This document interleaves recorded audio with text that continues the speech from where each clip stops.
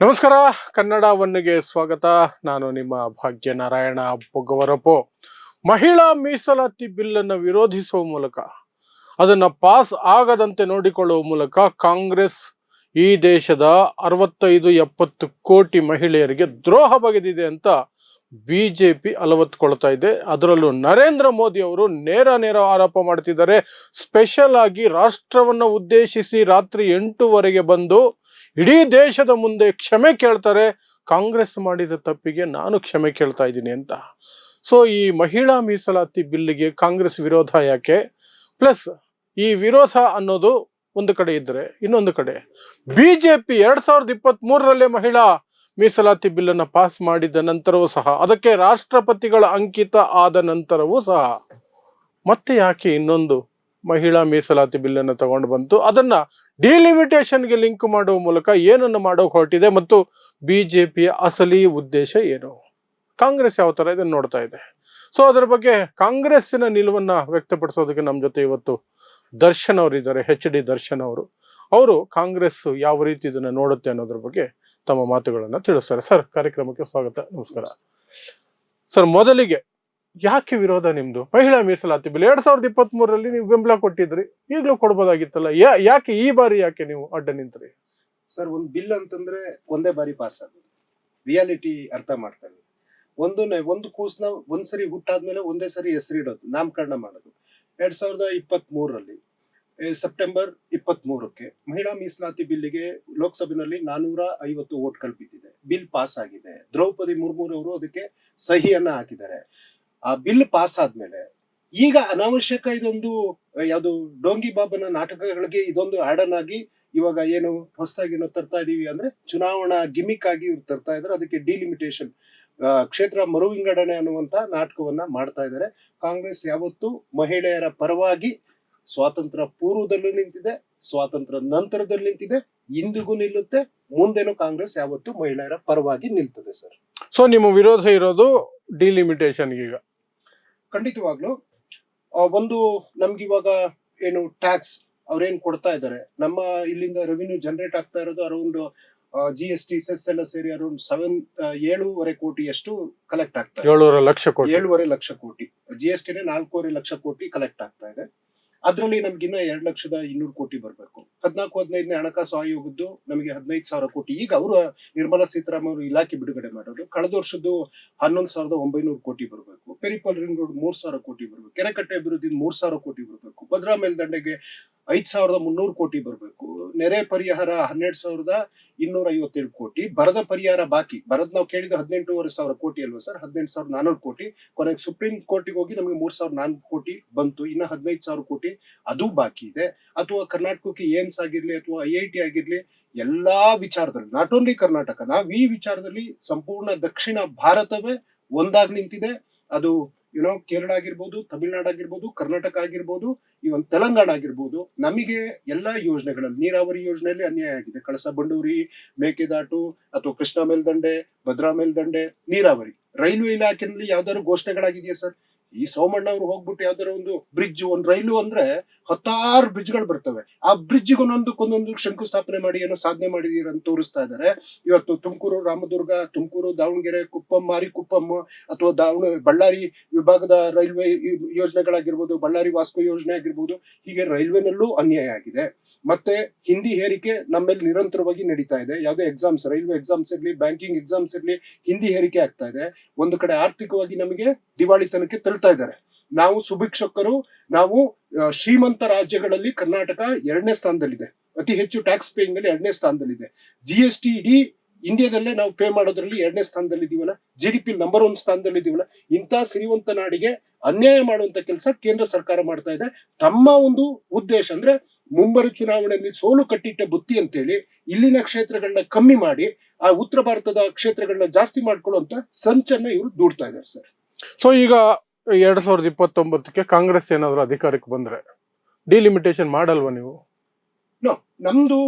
ನಮ್ಮ ಹಕ್ಕಿ ಒತ್ತಾಯ ಇರ್ತಕ್ಕಂಥದ್ದು ಸರಿಯಾದ ಸಮಪಾಲನ್ನ ಸಮಬಾಳನ್ನ ಕೊಡಬೇಕು ಅಂತೇಳಿ ನಾವು ಬಸವಣ್ಣನ ಚಿಂತನೆಗಳಲ್ಲಿ ಇರೋರು ಸರ್, ನಾವು ಫೆರಿಯಾರ್ ಅವರ ಚಿಂತನೆಗಳಲ್ಲಿ ಇರೋರು, ನಾವು ನಾರಾಯಣ ಗುರುಗಳ ಚಿಂತನೆಯಲ್ಲಿ ಇರೋರು, ನಾವು ಬಾಬಾ ಸಾಹೇಬ್ ಅಂಬೇಡ್ಕರ್ ಅವರ ಚಿಂತನೆಗಳಲ್ಲಿ ಇರುವುದು. ಎಲ್ಲಾ ನಾಗರಿಕರಿಗೂ ಸರಿಯಾದಂತ ಒಕ್ಕೂಟ ವ್ಯವಸ್ಥೆ ಇದೆ ಭಾರತ, ಇಲ್ಲ ಅಂತ ಹೇಳ್ತಾ ಇಲ್ಲ. ಉದಾಹರಣೆ, ಈಗ ಉತ್ತರ ಕರ್ನಾಟಕದ ಭಾಗಕ್ಕೆ ನಾವು ಹೆಚ್ಚಿನ ಅನುದಾನವನ್ನ ಕೊಡ್ಬೇಕಾಗ್ತದೆ. ಹಾಗಂತೇಳಿ ನಾವು ಬೆಂಗಳೂರಿಗೆ ಮೋಸ ಮಾಡೋದಕ್ಕಾಗಲ್ಲ. ಬೆಂಗಳೂರಿನ ಬಜೆಟ್, ಬೆಂಗಳೂರಿನ ಗಾತ್ರಕ್ಕೆ ಬೆಂಗಳೂರು ಅತಿ ಹೆಚ್ಚು ಟ್ಯಾಕ್ಸ್ ಪೇ ಮಾಡ್ತಾ ಇರೋ ಜನರಿಗೂ ನಾವು ಅನ್ಯಾಯ ಮಾಡೋದಕ್ಕಾಗುದಿಲ್ಲ. ಅವ್ರಿಗೂ ಮೂಲಭೂತ ಸೌಕರ್ಯಗಳನ್ನ ಕೊಡಬೇಕಲ್ವಾ. ನೀವು ಈಗ ಅವರು ಸ್ಟ್ರಿಕ್ಟ್ ಆಗಿ ಒಂದು ರೂಲ್ಸ್ ನ ತರ್ತಾರೆ. ಇಂದಿರಾ ಗಾಂಧಿ ಅವರ ಪೀರಿಯಡ್ ನಾನು ಅನ್ಕೊಳ್ತೀನಿ 1976ರಲ್ಲಿ ಜನಸಂಖ್ಯಾ ನಿಯಂತ್ರಣ ಕಾಯ್ದೆ, ಅಂದ್ರೆ ಜನಸಂಖ್ಯೆ ಕಮ್ಮಿ ಆಗ್ಬೇಕು ಅಂತೇಳಿ. ಈ ಬಿಜೆಪಿಯವರು ಏನ್ ಬುರಿ ಬಿಡ್ತಾರೆ, ಮುಸಲ್ಮಾನ್ ಸಮುದಾಯ ತೋರ್ಸೋದು, ಏನು ಒಬ್ಬೊಬ್ರಿಗೆ ಅಷ್ಟು ಮಕ್ಳು ಅಂತೇಳಿ. ಯಾಕೆ ನಮ್ಮ ತಾತುಗ್ 9 ಜನ ಮಕ್ಳು ಇರ್ಲಿಲ್ವಾ, ನಮ್ಮ ತಾಯಿ ತಂದೆಗೆ 6 ಜನ ಮಕ್ಳು ಇರ್ಲಿಲ್ವಾ, ಹೇಳದ್ ನಾನು ಹಿಂದೆ. ಆದ್ರೆ ಇವಾಗ ಎಲ್ಲರೂ ಬುದ್ಧಿವಂತರಾದ್ರು. ಈ ದಕ್ಷಿಣ ಭಾರತದವರು ನಿಯಂತ್ರಣಕ್ಕೆ ತಂದ್ರು. ಉತ್ತರ ಪ್ರದೇಶದವರು, ಉತ್ತರ ಭಾರತದವರು ಎಗ್ಗಿಲ್ದದೆ ಬೆಳೆದು ಇವತ್ತು ನಮ್ಗೆ ಜನಸಂಖ್ಯೆ ಆಧಾರದ ಮೇಲೆ ನಮ್ಗೆ ಹೆಚ್ಚಿಗೆ ಸ್ಥಾನ ಕೊಡಿ, ಹೆಚ್ಚಿಗೆ ಕಾಸು ಕೊಡಿ ಅಂತ ಹೇಳ್ತಿದಾರಲ್ಲ. ಇವ್ರದ್ದು ಗುಜರಿ ಮಾಡ್ಲೇನು, UP ಮಾಡ್ಲೇನು, ಬುಲ್ಡೇಜರ್ ಮಾಡ್ಲೇನು? ಅಂದ್ರೆ ನೀವು ಬೇಡೋರು, ನಾವು ಕೊಡೋರು. ಆದ್ರೆ ಕಾಂಗ್ರೆಸ್ ಅಧಿಕಾರಕ್ಕೆ ಬಂದ್ರೆ ಖಂಡಿತವಾಗ್ಲೂ ಇಲ್ಲಿಗೆ ನ್ಯಾಯ ಕೊಡುವಂತ ಕೆಲಸವನ್ನ ನಾವು ಮಾಡ್ತೀವಿ ಸರ್. ಅದಕ್ಕೆ ನಾವು ಬದ್ಧವಾಗಿದ್ದೀವಿ.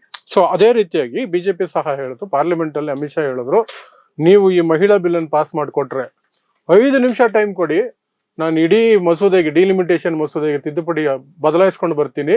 50% ಪ್ರತಿ ರಾಜ್ಯಕ್ಕೂ ಇವಾಗ ಏನ್ ಸೀಟ್ಗಳಿದಾವೋ 50% ಅನ್ನ ನಾವು ಏರಿಕೆ ಮಾಡ್ತೀವಿ, ಆವಾಗ ಸಮಪಾಲು ಕೊಟ್ಟಂಗೆ ಆಗತ್ತೆ ಅಂತ. ಹಾಗಿದ್ರೂ ಸಹ ಮಹಿಳಾ ಮೀಸಲಾತಿ ಬಿಲ್ ಅನ್ನ ಕಾಂಗ್ರೆಸ್ ವಿರೋಧಿಸ್ತು.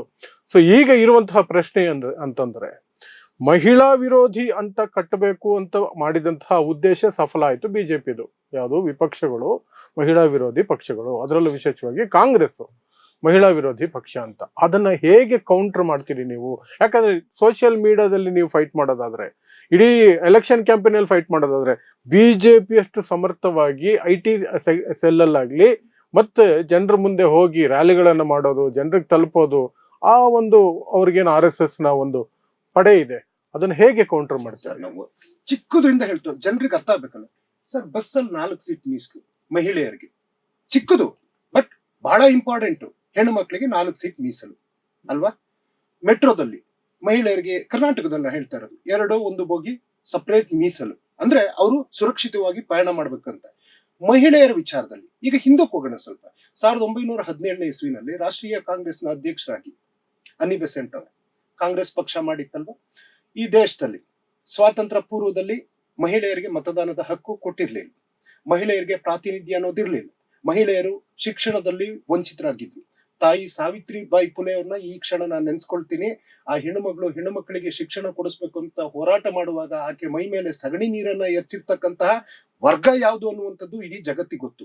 ಅಂಥದ್ರಲ್ಲಿ 1950ರಲ್ಲಿ ಅಪ್ಪಾಜಿ ಬಾಬಾ ಸಾಹೇಬ್ ಅಂಬೇಡ್ಕರ್ ಅವರು ಈ ದೇಶದಲ್ಲಿ, ಅಂದ್ರೆ ಕಾಂಗ್ರೆಸ್ ಪಕ್ಷದ ಕಾನೂನು ಸಚಿವರಾಗಿ, ಕಾಂಗ್ರೆಸ್ ಪಕ್ಷ ಅವರಿಗೆ ಕರಡು ಸಮಿತಿಯ ಅಧ್ಯಕ್ಷನಾಗಿ ಮಾಡಿ ಇವತ್ತು ಸಂವಿಧಾನವನ್ನು ತಂದು 1950ರಲ್ಲಿ ಸಮಾಜದ ನಿರ್ಮಾಣಕ್ಕಾಗಿ ಮಹಿಳೆಯರಿಗೂ ಸಮಾನವಾದಂತಹ ಹಕ್ಕನ್ನು ಕೊಟ್ಟಿದ್ದು ಯಾರಾದ್ರೂ ಇದ್ದಾರೆ ಅಂತಂದ್ರೆ ಅಪ್ಪಾಜಿ ಬಾಬಾ ಸಾಹೇಬ್ರು, ಕಾಂಗ್ರೆಸ್ ಪಕ್ಷ ಅನ್ನುವಂಥದ್ದು ಸತ್ಯ ಅಲ್ವಾ ಸರ್. ಇದು 1950.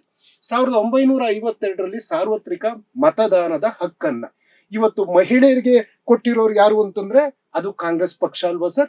ಇವತ್ತು 1956ರಲ್ಲಿ ಉತ್ತರಾಧಿಕಾರಿ ಮತ್ತೆ ಹಿಂದೂ ವಿವಾಹ ಕಾಯ್ದೆ, ಸ್ತ್ರೀಯರು ಈಗ ಪುರುಷ ಏನ್ ಮಾಡಿ ನಡೆಯೋದು, ಆಕೆನೂ ತನಗೆ ಏನಾದ್ರು ಗಂಡನಿಂದ ಅಥವಾ ಗಂಡನ ಮನೆಯಿಂದ ಅಥವಾ ತನ್ನ ವೈಯಕ್ತಿಕವಾಗಿ ಆಸೆ ಇಲ್ದ ಬದುಕಲು ಗಂಡನ ಜೊತೆ ಇರೋದಕ್ಕಾಗಲ್ಲ ಅಂದ್ರೆ ವಿಚ್ಛೇದನ ಪಡ್ಕೊಳ್ಳುವಂತ ಹಕ್ಕನ್ನ ಕೊಟ್ಟಿರೋದು ಕಾಂಗ್ರೆಸ್ ಪಕ್ಷ ಅಲ್ವಾ ಸರ್. ಹಾಗೇನೆ ಹೆಣ್ಣು ಮಕ್ಕಳಿಗೂ ಆಸ್ತಿಯಲ್ಲಿ ಒಂದು ಹಕ್ಕು ಕೊಟ್ಟಿದ್ದು ಕಾಂಗ್ರೆಸ್ ಪಕ್ಷ ಅಲ್ವಾ ಸರ್. ಇವತ್ತು ವರದಕ್ಷಿಣೆ ನಿಷೇಧ ಕಾಯ್ದೆಯನ್ನ ತಂದಿರ್ತಕ್ಕಂಥದ್ದು ಕಾಂಗ್ರೆಸ್ ಪಕ್ಷ ಅಲ್ವಾ ಸರ್. ಇವತ್ತು ಉತ್ತರಾಧಿಕಾರಿ ಅಂದ್ರೆ ಹೆಣ್ಣು ಮಕ್ಕಳಿಗೂ ಆಸ್ತಿಯಲ್ಲಿ ಪಾಲು 2005ರಲ್ಲಿ ತಂದಿರ್ತಕ್ಕಂಥದ್ದು ಕಾಂಗ್ರೆಸ್ ಪಕ್ಷ ಅಲ್ವಾ ಸರ್. ಹೆಣ್ಣು ಮಕ್ಕಳ ದೌರ್ಜನ್ಯ ತಡೆ ನಿಷೇಧ ಕಾಯ್ದೆಯನ್ನ ತಂದಿರ್ತಕ್ಕಂಥದ್ದು ಕಾಂಗ್ರೆಸ್ ಪಕ್ಷ ಅಲ್ವಾ ಸರ್. ನಿರ್ಭಯ ಆ ಒಂದು ಕಾನೂನ ತಂದು ನಿರ್ಭಯ ನಿಧಿ ಅಂತ 4,000 ಕೋಟಿ ಇಟ್ವಲ್ಲ, ಮೋದಿ ಸಾಹೇಬ್ರ ದುಡ್ಡೇನ್ ಮಾಡಿದ್ರು ಗೊತ್ತಾ?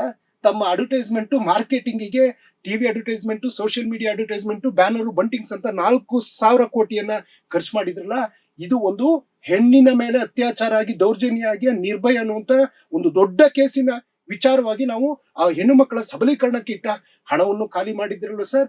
ಇವತ್ತು ಹೆಣ್ಣು ಮಕ್ಕಳಿಗೆ ಬಸ್ನಲ್ಲಿ ಉಚಿತವಾಗಿ ಓಡಾಡಲಿಕ್ಕೆ ಏನು ಶಕ್ತಿ ಯೋಜನೆ ಕೊಟ್ಟಿರ್ತಕ್ಕಂಥ ಕಾಂಗ್ರೆಸ್ ಪಕ್ಷ ಅಲ್ವಾ ಸರ್? ವಿರೋಧ ಮಾಡಿದವ್ರು ಇವರೇ ಅಲ್ವಾ ಸರ್? ಏನೇನ್ ಪದಗಳು ಹೇಳಿದ್ರು, ಹೆಣ್ಮಕ್ಳು ಕೊಟ್ರೆ ಎಲ್ಲೆಲ್ಲೋ ಹೋಗ್ತಾರೆ ಅಂತ ತುಚುವಾಗಿ ಮಾತಾಡುವಂತ ಕೆಲಸ ನರೇಂದ್ರ ಮೋದಿ ಸಾಹೇಬರು, ಕುಮಾರಣ್ಣವರು ಎಲ್ಲರೂ ಮಾಡಿದ್ರಲ್ವಾ ಸರ್? ಇವತ್ತು ಮಹಿಳೆಯರಿಗೆ 2,000 ರೂಪಾಯಿ ಏನು ಮಾತಾಡಿದ್ರು ಸರ್? 2,000 ಕೊಟ್ಟ ತಕ್ಷಣ ಸರ್ ತಾಯಿ ಡಬ್ಬಿಲಿ ಅಲ್ಲಿ ಇಲ್ಲಿ ಕೂಡಿಟ್ಟು ಅದು ಒಂದು ದೊಡ್ಡ ಸಬಲೀಕರಣ ಕ್ರಾಂತಿಯನ್ನ ಕಾಂಗ್ರೆಸ್ ಪಕ್ಷ ಮಾಡಿದ್ದಲ್ವಾ ಸರ್? ಏನೋ 2 ನಿಮಿಷ 2 ನಿಮಿಷದಲ್ಲ, ಇವರು 2 ನಿಮಿಷದಲ್ಲಿ ಮಾಡೋರು 33% ರಿಸರ್ವೇಶನ್ ಅಲ್ವಾ? ಬಿಜೆಪಿ ಪಾರ್ಟಿನಲ್ಲಿ ಕರ್ನಾಟಕದಲ್ಲಿ 33 ಲೋಕಸಭಾ ಸೀಟ್ ಕೊಡ್ಬೇಕಲ್ವ? ಫಸ್ಟ್ 33 ಸೀಟ್ ಅಂತಂದ್ರೆ ಶೋಭಕ್ಕ ಒಬ್ರೇನಾ? ಇವತ್ತು ಇವರು 33% ಅನ್ನುವಂಥವ್ರು ವಿಧಾನಸಭಾ ಕ್ಷೇತ್ರಗಳಲ್ಲಿ ಮಹಿಳೆಯರಿಗೆ ಕೊಟ್ಟಿದ್ದಾರೆ. ಆಯ್ತು, ಸೆಪ್ಟೆಂಬರ್ 23ಕ್ಕೆ ಬಿಲ್ ತಂದಿದ್ದು 2024ರಲ್ಲಿ ಮಹಿಳೆಯರಿಗೆ ಮೀಸಲಾತಿಯನ್ನು ಲೋಕಸಭಾ ಕ್ಷೇತ್ರಗಳಲ್ಲಿ ಕೊಡ್ತೀವಿ ಅನ್ನುವಂಥ ಉದ್ದೇಶ ಇಟ್ಕೊಂಡಲ್ವಾ? ಯಾಕೆ ಕೊಡಲಿಲ್ಲ? ಲೋಕಸಭಾ ಕ್ಷೇತ್ರಗಳಲ್ಲಿ 543 ಕ್ಷೇತ್ರದಲ್ಲಿ ಇವರು ಸುಮಾರು 144 ಬರ್ತದೆ, ಅಷ್ಟು ಸೀಟನ್ನ ಕೊಡ್ಬೇಕಾಗಿತ್ತಲ್ವಾ? ಇವರು ಡೋಂಗಿಗಳು, ಇವರು ಸುಳ್ಳೆ, ಇವರ ಮನೆದೇವರು. ಒಂದೊಂದು ಚುನಾವಣೆಗಳು ಬಂದಾಗ ಒಂದೊಂದು ರೀತಿಯಾದಂತ ಡೈಲಾಗ್ಗಳನ್ನ ಜನರ ಮುಂದೆ ತೋರಿಸ್ತಾ ಈಗ ಅದೇ ಎಲ್ಲಿ ಉತ್ತರ ಭಾರತಕ್ಕೂ ಹೋದ್ರೆ ಬಿಳಿ ಮೇಕಪ್ ಆಗುತ್ತೆ, ದಕ್ಷಿಣ ಭಾರತಕ್ಕೆ ಬಂದ್ರೆ ಕಪ್ಪು ಮೇಕಪ್ ಆಗುತ್ತೆ. ಅಂದ್ರೆ ಇದೊಂಥರ ಏನೋ ಬಿಜೆಪಿಯವರ ಒಂದು ಮುಖ ಪರಿಚಯವನ್ನ, ವಾಸ್ತವಾಂಶವನ್ನ ಅವರೇ ಮಾಡ್ತಾ ಇದ್ದಾರೆ. ಇವತ್ತು ಸರ್ ಈ ದೇಶದಲ್ಲಿ ಪ್ರಥಮ ಮಹಿಳಾ ಪ್ರಧಾನಿ ಇಡೀ ದೇಶದಲ್ಲಿ ಕಾಂಗ್ರೆಸ್ ಮಾಡಿದೆ ಸರ್. ಈ ದೇಶದಲ್ಲಿ ಪ್ರಥಮ ಸ್ಪೀಕರ್, ಮಹಿಳಾ ಸ್ಪೀಕರ್ ಮೀರಾ ಕುಮಾರಿ ಅವರು, ಬಾಬು ಜಗಜೀವನ್ ರಾಮ್ ಅವರ ಸುಪುತ್ರಿ ಕಾಂಗ್ರೆಸ್ ಪಕ್ಷ ಮಾಡಿದೆಯಲ್ವಾ ಸರ್? ಇವತ್ತು ಇಡೀ ದೇಶದಲ್ಲಿ ಮೊದಲ ಮಹಿಳಾ ರಾಷ್ಟ್ರಪತಿಯನ್ನ ಕಾಂಗ್ರೆಸ್ ಪಕ್ಷ ಮಾಡಿದೆಯಲ್ವಾ ಸರ್? ಮೀಸಲಾತಿಗೆ ಬರೋಣ. 33% ಮೀಸಲಾತಿಯ ಜನಕರು ಯಾರು? ಈ RSS ನವರು, ಬಿಜೆಪಿ ಅವರಿಗೆ ಏನಾದ್ರು ದೇಶ ಸ್ವಾತಂತ್ರ್ಯ ಬಂದಾಗ ಸಿಕ್ಬಿಟ್ಟಿದ್ರೆ ಏನೇನ್ ಆಗಿರೋದು ಅನ್ನೋದನ್ನ ನೀವು ಯೋಚನೆ ಮಾಡಿ. ಸ್ವಾತಂತ್ರ್ಯದ ವಿರೋಧಿಗಳು, ಬ್ರಿಟಿಷ್ ಹತ್ರ ಕ್ಷಮೆ ಕೇಳಿದವರು, ಬ್ರಿಟಿಷ್ ಇಂದ ಪಿಂಚಣಿ ಪಡೆದವರು, ಅವರ ಯಾವ ವ್ಯಕ್ತಿ ಇದ್ದ ಆತ ಇವರ ಐಕಾನ್ ಆಗಿ ಕಾಣಿಸ್ತಾ ಇದ್ದಾರೆ. ಆದ್ರೆ ಕಾಂಗ್ರೆಸ್ ತ್ಯಾಗ, ಬಲಿದಾನ, ಜೈಲು ಶಿಕ್ಷೆ ಎಲ್ಲದನ್ನೂ ಅನುಭವಿಸಿರ್ತಕ್ಕಂಥ ಇತಿಹಾಸ ನಮಗಿದೆ ಸರ್. 1987ರಲ್ಲಿ ಮಾರ್ಗರೇಟ್ ಆಳ್ವಾ ಕನ್ನಡಿಗರು ಅವರೇ ಒಂದು ಸಮಿತಿಯ ಅಧ್ಯಕ್ಷನಾಗಿ ರಾಜೀವ್ ಗಾಂಧಿ ಅವರು ಮಾಡ್ತಾರೆ. 1989ರಲ್ಲಿ ಸಂಸತ್ನಲ್ಲಿ ಅದನ್ನ ಅನುಮೋದನೆಯನ್ನ ಮಾನ್ಯ ರಾಜೀವ್ ಗಾಂಧಿ ಅವ್ರು ಮಾಡ್ತಾರೆ. ಅವತ್ತು ವಿರೋಧ ಮಾಡಿದವ್ರು ಯಾರು? ಮುರಳಿ ಮನೋಹರ್ ಜೋಶಿ ಅನ್ನೋ ಹೆಸರು ಗೊತ್ತಾ ಸರ್ ನಿಮ್ಗೆ? ಅಟಲ್ ಬಿಹಾರಿ ವಾಜಪೇಯಿ ಅನ್ನೋರ್ ಹೆಸರು ಗೊತ್ತಾ ಸರ್? ಲಾಲ್ ಕೃಷ್ಣ ಅಡ್ವಾಣಿ ಅನ್ನೋರ್ ಹೆಸರು ಗೊತ್ತಾ ಸರ್? ಈ ಮಹಾನುಭಾವರೆಲ್ಲ ಅವತ್ತು ಇದೇ ಮಹಿಳಾ ಮೀಸಲಾತಿಗೆ ವಿರೋಧ ಮಾಡಿ ಆ ಬಿಲ್ ಪಾಸ್ ಆಗೋದಕ್ಕೆ ಬಿಡುದಿಲ್ಲ. ತದನಂತರ ನಾವಂತೂ ಬಿಡಲ್ಲ ಸರ್.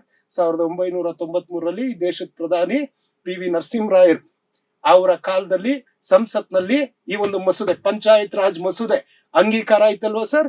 2010ರಲ್ಲಿ ಮನಮೋಹನ್ ಸಿಂಗ್ ಅವರಿದ್ದಾಗ ರಾಜ್ಯಸಭೆಯಲ್ಲಿ ಇದೇ 33% ರಿಸರ್ವೇಶನ್ ಅಂಗೀಕಾರ ಆಯ್ತಲ್ವಾ ಸರ್? ಇವತ್ತು ದೇಶದಲ್ಲಿ 15 ಲಕ್ಷ ಹೆಣ್ಣುಮಕ್ಳು ಐದರ್ ಗ್ರಾಮ ಪಂಚಾಯತಿ, ತಾಲೂಕ್ ಪಂಚಾಯತಿ, ಜಿಲ್ಲಾ ಪಂಚಾಯತಿ, ಪಟ್ಟಣ ಪಂಚಾಯತಿ, ನಗರಸಭೆ, ಮಹಾನಗರ ಪಾಲಿಕೆ ಮೇಯರ್ಗಳು, ಇರ್ರೆಸ್ಪೆಕ್ಟಿವ್ ಆಫ್ ಕಮ್ಯುನಿಟಿ, ಅವರು SC ಸಮುದಾಯ ಆಗಿರ್ಲಿ, ST ಸಮುದಾಯ ಆಗಿರ್ಲಿ, OBC ಆಗಿರ್ಲಿ, ಸಣ್ಣ ಪುಟ್ಟ ಮೈಕ್ರೋ ಮೈನರ್ಸ್ ಕಮ್ಯುನಿಟಿಗಳಾಗಿರ್ಲಿ, ನಮ್ಮ ಮೀಸಲಾತಿಯ ಒಂದು ಹಕ್ಕನ್ನ ಪಡೆದು ಇವತ್ತು ಹೆಣ್ಮಕ್ಳು ಲೀಡರ್ಸ್ ಆಗ್ತಾ ಇದ್ದಾರೆ.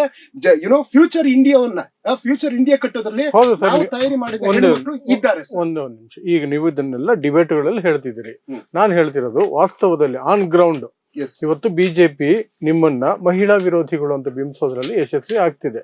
ನೀವು ಅದನ್ನ ಚುನಾವಣಾ ಫಲಿತಾಂಶಗಳಲ್ಲಿ ನೋಡಬಹುದು. ಯಾಕಂದ್ರೆ ಈ 5 ರಾಜ್ಯಗಳ ಚುನಾವಣೆ ನಡೀತಾ ಇದೆ. ಅದರಲ್ಲೂ ವಿಶೇಷವಾಗಿ ಪಶ್ಚಿಮ ಬಂಗಾಳದಲ್ಲಿ ಮಹಿಳಾ ವಿರೋಧಿಗಳು ನೀವು ಅಂತ ಬಿಂಬಿಸೋದಕ್ಕೆ ಅವ್ರು ಮಾಡ್ತಿರುವಂತಹ ಪ್ರಯತ್ನ, ಅದಕ್ಕೆ ತಕ್ಕ ಕೌಂಟರ್ ನಿಮ್ ಕಡೆಯಿಂದ ಆಗ್ತಿದ್ಯಾ? ಪಶ್ಚಿಮ ಬಂಗಾಳದಲ್ಲಿ ಸರ್ ಉದಾಹರಣೆ, ಒಂದು ಹೆಣ್ಮಗಳೇ ಆ ರಾಜ್ಯವನ್ನು ಆಳ್ತಾ ಇರ್ತಕ್ಕಂಥ ಹೆಣ್ಣುಮಗಳು ನರೇಂದ್ರ ಮೋದಿ ಅವರಿಗೆ ಸ್ವಪ್ನವಾಗಿ ಕಳೆದ ಬಾರಿ ಕೇವಲ ಅದ್ಯಾವುದು ಫುಟ್ಬಾಲ್ ರೀತಿ ಕಾಲೇನು ಏಟಾಗಿತ್ತು ಅಂತೇಳಿ ಯಾವ ರೀತಿ ಬಿಜೆಪಿನಲ್ಲಿ ಓಡಿಸಿದ್ದಾರೆ. 73 ಜನನೇನೋ ತಗೊಂಡೋಗ್ತಾರೆ ಆಪರೇಷನ್ ಮಾಡಿ MLAಗಳನ್ನ. ಸರ್, ಈ ಪ್ರೊಪಗಂಡಗಳು ನಡೆಯುವುದಿಲ್ಲ. ನರೇಂದ್ರ ಮೋದಿ ಅವರ ಈಗೇನ್ ಹೇಳ್ಕೊಂಡ್ ಬರ್ತಾ ಇದಾರಲ್ಲ, 15 ಲಕ್ಷ ನಿಮಗ್ ಬಂದಿದೆಯಾ ಸರ್? ಬುಲೆಟ್ ಟ್ರೈನ್ ಈ ದೇಶಕ್ಕೆ ಬಂದಿದೆಯಾ ಸರ್? 100 ಸ್ಮಾರ್ಟ್ ಸಿಟಿ ಈ ದೇಶದಲ್ಲಿ ಆಗಿದೆಯಾ ಸರ್? ಗಂಗೆ ನಮಾಮಿ ಈ ದೇಶದಲ್ಲಿ ಆಗಿದೆಯಾ ಸರ್? ಸ್ವಚ್ಛ ಭಾರತ ಈ ದೇಶದಲ್ಲಿ ಆಗಿದೆಯಾ ಸರ್? ನೋಡಿ ಅವ್ರು ಹೇಳಿರ್ತಕ್ಕಂಥದ್ದು ಎಲ್ಲವೂ ಜೂಟಗಳೇ, ಸುಳ್ಳುಗಳೇ. ಒಂದು ಬಾರಿ 14ರಲ್ಲಿ ಬರ್ಬೇಕಾದ್ರೆ ಏನು ಗುಜರಾತ್ ಮಾಡಲು 19ಕ್ಕೆ ಬರ್ಬೇಕಾದ್ರೆ ಪುಲ್ವಾಮಾ 24ಕ್ಕೆ ಬರ್ಬೇಕಾದ್ರೆ ಶ್ರೀರಾಮ. ಈಗ ಅವರಿಗೆ ಮೆಟೀರಿಯಲ್ ಇಲ್ಲ, ಪ್ರಾಡಕ್ಟು ಇಲ್ಲ, ಹೇಳ್ರವಲ್ಲ ಸುಳ್ಳು ಅಂತ ಈ ದೇಶಕ್ಕೆ ಜನರಿಗೆ ಗೊತ್ತಾಗಿದೆ. ಸರ್, ಗುಜರಾತ್ ಮಾಡೆಲ್ ಅಂತಂದ್ರೆ ಆ ಗೋದ್ರದ ಗೋರಿಗಳಲ್ಲೋ ಸ್ಮಶಾನಗಳಲ್ಲೋ ಹೂತಿರ್ತಕ್ಕಂಥ ಹೆಣಗಳಿದಾವಲ್ಲ 3000, ಆ ಮಾಡೆಲ್ಲ? ಅಥವಾ ಇವ್ರು ಹಿಂದೆ ಬಂದು ಹೇಳ್ತಾ ಇದ್ರಲ್ಲ, ರಾಮನ ಹೆಸರಲ್ಲಿ ಬಾಬ್ರಿ ಹೆಸರಲ್ಲಿ ಈ ದೇಶದಲ್ಲಿ ಎಷ್ಟು ಜನ ಸತ್ತೋಗಿದ್ದಾರೆ ಅನ್ನುವಂತ ವಾಸ್ತವಾಂಶ. ಸರ್, ಇನ್ನೊಂದು ನೀವು ಕೇಳಿರೋ ವಿಚಾರ, ಮೋದಿ ಸಾಹೇಬ್ರು ಈ ದೇಶಕ್ಕೆ ಯಾವ ರೀತಿಯಾದಂತ ಮೋಸ ಮಾಡಿದ್ದಾರೆ ಅಂತಂದ್ರೆ, ಈ ದೇಶದಲ್ಲಿ ಚುನಾವಣೆ ಅನ್ನುವಂಥದ್ದು ಸಾಂವಿಧಾನಿಕವಾಗಿರ್ತಕ್ಕಂಥದ್ದು. ಸಂವಿಧಾನಕ್ಕೆ ವಂಚನೆ ಮಾಡುವಂತ ಕೆಲಸ ಈ ಬಿಲ್ ನಲ್ಲಿ ಆಗಿದೆ ಸರ್. ಯಾವ ರೀತಿ ಅಂದ್ರೆ, ಒಂದು ಚುನಾವಣೆ ನಡೆಯುವಂತ ಸಂದರ್ಭದಲ್ಲಿ ನೀತಿ ಸಂಹಿತೆ ಅಂತ ಈ ದೇಶದಲ್ಲಿ ಇದೆ. ಚುನಾವಣೆಗಳು ನಡಿಬೇಕು. ಇವತ್ತು ನಡೀತಾ ಇದೆಯಲ್ಲ 23, ಹೆಂಗೆ ಬಂದು ದೇಶ ಉದ್ದೇಶಿಸಿ ತನ್ನನ್ನ ತಾನು ಬೆಂತಟ್ಕೊಂಡು ಇನ್ನೊಬ್ರಿಗೆ ಬೆನ್ನಿಗೆ ಚೂರಿ ಹಾಕಿದ್ರು ಮತ್ತಿನ್ನೊಂತ ಸುಳ್ಳು ಸ್ಕ್ರಿಪ್ಟ್ ಅಲ್ಲಿ ಬಂದು ಓದ್ತಾ ಇದಾರಲ್ಲ, ಚುನಾವಣಾ ಆಯೋಗ ಈ ದೇಶದಲ್ಲಿ ಬದುಕಿದೆಯೋ ಸತ್ತಿದೆಯೋ ಅನ್ನುವಂಥದ್ದು ಮೊದಲ ಪ್ರಶ್ನೆ. ಭ್ರೂಣ ಹತ್ಯೆ ಅಂತ ಹೇಳಿದ್ರು, ಭ್ರೂಣ ಹತ್ಯೆ ಅಂತ. ಸ್ವಾಮಿ, ಕೂಸು ಆಲ್ರೆಡಿ 23 ಅಂತಂದ್ರೆ 3 ವರ್ಷ ಆಯ್ತಲ್ಲ ಸ್ವಾಮಿ. 3 ವರ್ಷ ಆದ್ರೂ ಇನ್ನು ಆ ಕೂಸಿಗೆ ಹೆಸರನ್ನೇ ನಾಮಕರಣನೇ ಮಾಡಿಲ್ಲ. ಆ ಕೂಸ್ನ ಕೊಂದವ್ರು ಯಾರು? ಆ ಕೂಸ್ನ ಕೊಲೆ ಮಾಡಿದವ್ರು ಯಾರು? ಆ ಕೂಸ್ ಇದ್ರೂ ಸಮೇತ ಉಸಿರು ಕಟ್ಟಿ ಇನ್ಯಾವುದೋ ಹೊಸದಾಗಿ ನಾನು ಕೂಸು ಹುಟ್ಟಿಸ್ತೀನಿ ಅಂತ ಇರೋರು ಯಾರು? ಇದು ಮೊದಲನೇ ಸುಳ್ಳು. ದ್ರೌಪದಿ ವಸ್ತ್ರಹರಣ ಅಂತೇನೋ ಅಂದ್ರು. ಇದೇ ದ್ರೌಪದಿ ಮುರ್ಮು ಅವರ ಅಲ್ಲಿ ಕೂತ್ಕೊಂಡ್ಬಿಟ್ಟು ಸಹಿ ಹಾಕಿದ್ರಲ್ಲ, ಯಾಕೆ ರಾಷ್ಟ್ರಪತಿಯವರಿಗೆ ಅವರ ಒಂದು ಸ್ಥಾನಕ್ಕೆ ಅವರ ಒಂದು ಆದೇಶಕ್ಕೆ ಬೆಲೆ ಇಲ್ವಾ? ದ್ರೌಪದಿಯವರಿಗೆ ಅವಮಾನ ಮಾಡಿದ್ದೀರಾ ನೀವು ಮಾಡಿರ್ತಕ್ಕಂತ ನಕಲಿತನವನ್ನ ಜನರ ಮುಂದೆ ಸುಳ್ಳು ಹೇಳದಕ್ಕೆ ಹೋಗ್ತಾ ಇದ್ದೀರಾ. ಜನ ದಡ್ರಲ್ಲ, ಖಂಡಿತವಾಗ್ಲೂ ಇವರಿಗೆ ತಕ್ಕ ಪಾಠವನ್ನ ಕಲಿಸ್ತಾರೆ. ಇವರು ಯಾರು ಸಮೇತ ಸ್ತ್ರೀಯನ್ನ ಸಮಾನವಾಗಿ, ಆಯ್ತು ಸರ್, ಇವರಿಗೆ ಸ್ತ್ರೀಯರ ಮೇಲೆ ಈಗ ಬಹಳ ಪ್ರೀತಿ ಬಂದಿದೆಯಲ್ಲ, ಇವರು RSS ಅಲ್ಲಿ ಸ್ತ್ರೀಯರಿಗೆ ಯಾವ ಸ್ಥಾನವನ್ನ ಕೊಟ್ಟಿದ್ದಾರೆ? ಇವ್ರು RSS ಪ್ರಮುಖ್ ಒಬ್ರಾದ್ರೂ ಮಹಿಳಾ ಪ್ರಮುಖ್ ಅಂತ ಏನಾದ್ರು RSS ಅಲ್ಲಿ ಮಾಡಿದ್ದಾರೆ.